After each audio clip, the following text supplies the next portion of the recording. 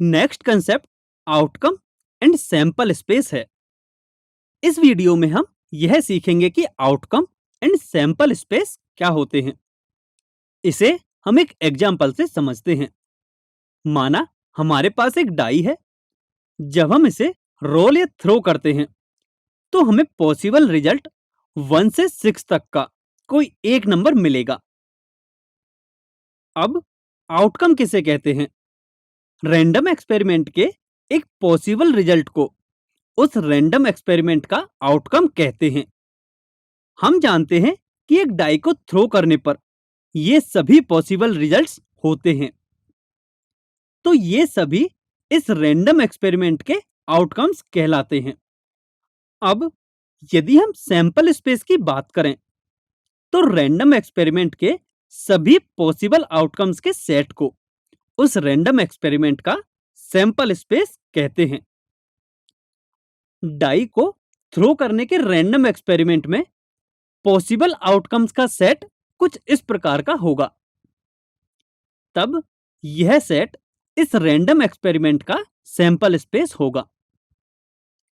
Sample space को typically capital S से denote करते हैं एंड रैंडम एक्सपेरिमेंट के प्रत्येक आउटकम को सैंपल पॉइंट भी कहते हैं।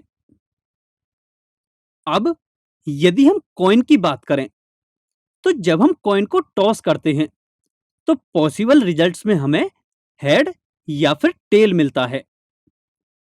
इस रैंडम एक्सपेरिमेंट के लिए ये दोनों आउटकम्स होंगे। अब इस रैंडम एक्सपेरिमेंट के सैंपल स्पेस की बात करें तो पॉसिबल आउटकम्स का सेट कुछ इस प्रकार का होगा एंड यह सेट ही इस रैंडम एक्सपेरिमेंट का सैंपल स्पेस होगा।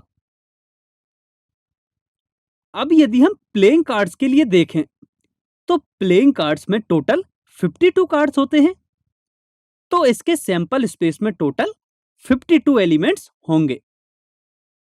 प्लेइंग कार्ड्स में 4 टाइप के कार्ड होते हैं, अर्थात 4 टाइप के सूट्स होते हैं। ये सभी कार्ड्स स्पेड सूट के कार्ड होते हैं।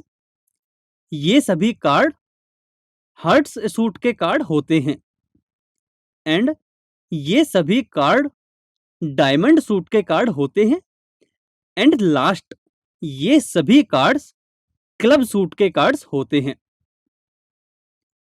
प्लेइंग कार्ड्स में इन सभी कार्ड्स को एसेस, इन सभी कार्ड्स को जैक्स, इन कार्ड्स को क्वींस एंड इन कार्ड्स को किंग्स कहते हैं